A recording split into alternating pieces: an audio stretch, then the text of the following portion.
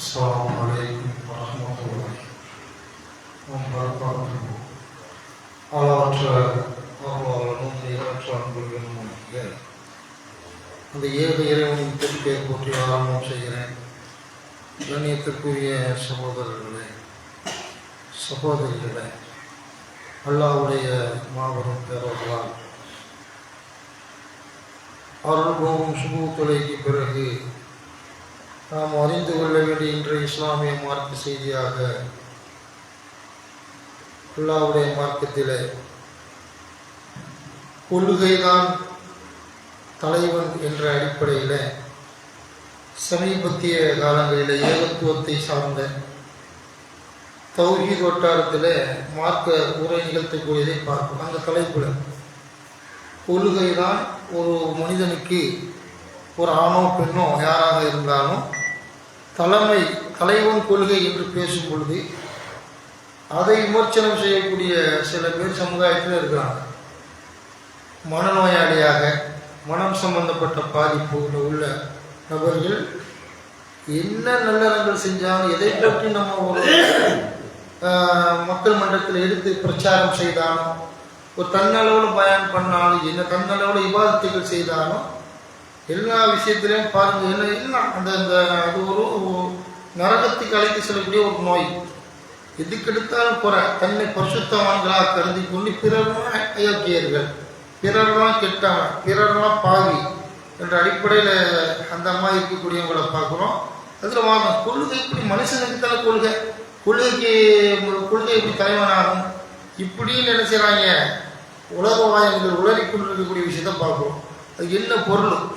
சும்மா படத்தை சினிமாக்களில் சொல்கிற மாதிரி படுத்துக்கிட்டு போர்த்திக்கிட்டு படுத்துக்கிறவன் குதர்க்கமாக பேசுகிற மாதிரி இப்படி ஒரு வாதத்தையெல்லாம் வைக்கிறாங்க. இதுக்கு என்ன அர்த்தம்? இப்படி பேச கொள்கை தலைவன் பெரிய பெரிய மீட்டிங்கில் பேசுவாங்க. என்ன செய்வாங்க அப்படின்னு கேட்டால் பொதுக்கூட்டங்களில் ஜும்மாவில் கொள்கை தான் தலைவன், இஸ்லாமிய கொள்கை அப்படின்னு. இதில் என்ன தப்பு? அதை விமர்சனம் செய்யக்கூடிய கையவர்களும் உலகத்தில் இருக்கிறாங்க என்பதை பார்க்கிறோம். அதுக்கு என்ன அர்த்தம்? கொள்கை தலைவன் தான் அல்லாவும் அல்லாவுடைய தூதரும். அல்லாவை நாங்கள் வந்துக்கிட்டு அல்லாவை இறைவனாக, அகிலத்தின் அதிபதியாக, வானங்களை படைத்தவனாக, பூமியை படைத்தவனாக அல்லாஹ்வை ஏற்றுக்கொண்டோம். முகமது நபி தலைவராக ஏற்றுக்கொண்டோம். லா இலாஹ இல்லல்லாஹ் முஹம்மது ரசூலுல்லாஹ், வணக்கத்துக்குரிய அல்லாஹ்வுக்கு யாரும் இல்லை, முஹம்மது ஸல்லல்லாஹு அலைஹி வஸல்லம் அல்லாஹ்வுடைய தூதர் என்ற விஷயத்தில் அல்லாஹ் சொன்ன மாதிரி நடப்போம். முகமதுடைய வாழ்க்கை நெறிமுறைகளை பின்பற்றுவோம், அதை தலைமைத்துவமாக ஏற்றுக்கொள்வோம் என்பது அதனுடைய பொருள். அதற்கு விமர்சனம் செய்யக்கூடியவர்களாக இருக்கக்கூடியதை பார்ப்போம். அல்லாஹ் நமக்கு சொல்ல நபிகள் நாயத்தை விரும்புவது ஒரு அதான் நம்ம கோளுக்கு பேர். சுசாரசம் ஒரு ஆளை விரும்புகிறோம்னு சொன்னால் அவருக்கு பிரியமாக நடக்கணும். அந்த மாதிரி ஒரு ஒரு மனைவி ஒரு கணவனை விரும்பினா அவருக்கு பிடிச்ச மாதிரி நடந்தால் தானே அது சிறப்பாக இருக்கும்.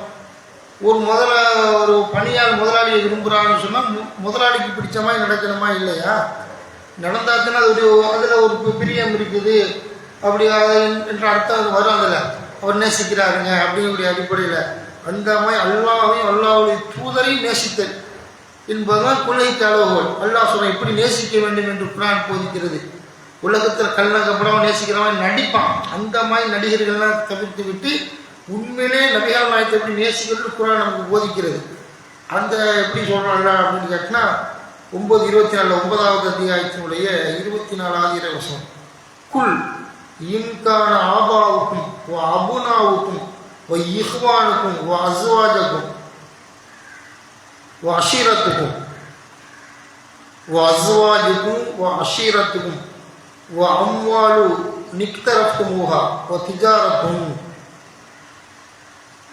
தஹ்ஷவுன கசாதஹா மசாகினு தருவனஹா அஹப்ப இலைக்கும் மினல்லாஹி வரசூலிஹி வஜிஹாதின் ஃபீ சபீலிஹி ஃபதரப்பஸு ஹத்தா யஅத்தியல்லாஹு பிஅம்ரிஹி வல்லாஹு லா யஹ்தில் கௌமல் ஃபாசிகீன். 9வது அத்தியாயத்தோட 24வது வசனத்தில் என்ன பட்டியல் போடுறான்? உங்கள் பெற்றோரும், உங்கள் பிள்ளைகளும், உங்களுடைய சகோதரர்களும், உங்களுடைய மனைவிமார்கள், வாழ்க்கை துணைவியரும், உங்களின் குடும்பத்தாரும், நீங்கள் திரட்டிய செல்வங்களும், நீங்கள் பயப்படுகிறீர்களே, நட்டத்தை அஞ்சுகிறீர்களே, அந்த நீங்கள் நட்டத்தை அஞ்சுகின்ற உங்களுடைய வியாபாரமும், நீங்கள் விரும்புகின்ற உங்களுடைய வசிப்பிடங்களும் வீடு வாசல் சொத்து சுகம் அல்லாஹ்வை விட, அவனது தூதரை விட, அவனுடைய பாதையிலே போரிடுவதை விட உங்களுக்கு அதிகமாக விருப்பமானவையாக ஆகிவிட்டால் அல்லாஹ் தனது கட்டளையை பிறப்பிக்கும் வரை காத்திருங்கள். குற்றம் புரியும் கூட்டத்திற்கு அல்லாஹ் வழிகாட்ட மாட்டான் என்று நபியை கூறுவீராக. 9:24 அல்லாஹ் ரசூலை தான் நீங்கள் அல்லாஹ் சொன்ன மாதிரி நடக்கணும், ரசூலை நேசிக்கணும் என்ற அடிப்படையில் எல்லா விஷயத்தையும் பட்டியல் போட்டு இதெல்லாம் தாண்டி ரசூலா விரும்பணும் என்ற அடிப்படையில் ரசூலுல்லாஹி பற்றி அல்லாஹ் சொல்கிறான். அப்படி நபிகள் நாயகம் ஸல்லல்லாஹு அலைஹி வஸல்லம் விரும்பினா தான் ஒரு முஸ்லீம், இல்லாட்டி இல்லை என்பதை புரிந்து கொள்ள வேண்டும். அந்த மாதிரி சொல்கிறாங்க. அதுபோல் 144 அல்லாஹ் சொல்லி காட்டுகிறான். நபிகள் நாயகம் ஸல்லல்லாஹு அலைஹி வஸல்லம் அவர்கள் உகதில் கொல்லப்படுறாங்க. உகத செய்தி பரவுது. உகத் யுத்தத்தில் முகமது ஸல்லல்லாஹு அலைஹி வஸல்லம் அவங்களும் வெட்டி போட்டாங்க, பல் உடைக்கப்பட்டு பயங்கர சேதாரத்துக்கு ஆளாகினாங்கல்ல. அதில் பல மாதிரி கருத்துக்கள் பரவணுன்னு ரசூலா மூத்தா போயிட்டாங்கன்னு ஒரு கருத்து பரவுது. அப்போ சஹாபாக்கெல்லாம் நினைச்சாங்க அவ்வளோதான் முடிஞ்சு, இஸ்லாமே முடிஞ்சு, நபிகள் நாயம் முடிஞ்சு, அவங்க மூத்தா போயிட்டாங்கல்ல, வேற ஒரு இஸ்லாம் இருக்குதா அப்படின்னு நினச்சிட்டாங்க. அப்போ வந்துக்கிட்டு நல்ல வசனத்தை இறக்குறான். எப்படி இறக்குறான் அப்படின்னு கேட்டால் 3வது அத்தியாயத்தில் 144 எல்லாம் சொல்கிறான்.